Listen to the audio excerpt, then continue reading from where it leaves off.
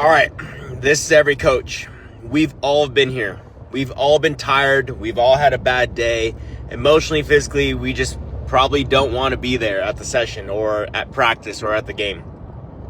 However, you owe it to the kid to be at your 100% best version of yourself as a coach.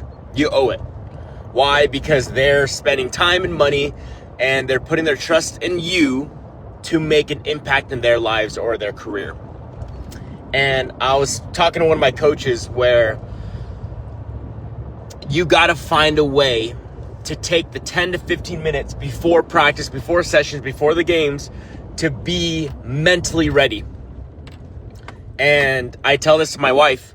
You know, I have about a 15-minute drive on the way to work, and it takes that much for me to mentally get ready for my sessions, my camp, my clinic, my anything that I'm doing.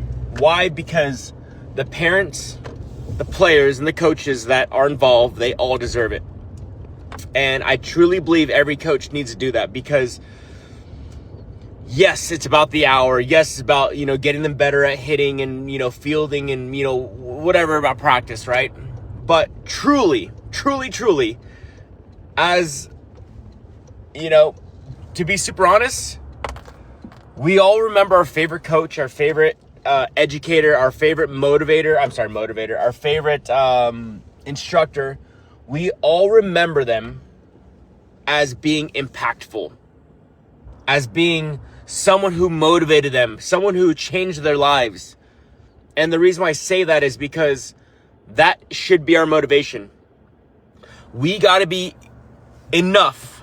We got to be good enough to be impactful for that session, that practice, that day, that game. We just have to. Why? Because we owe it to them.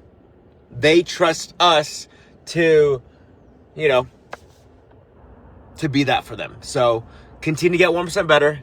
Continue to be the best version of yourself. Not only for yourself, but most importantly for them.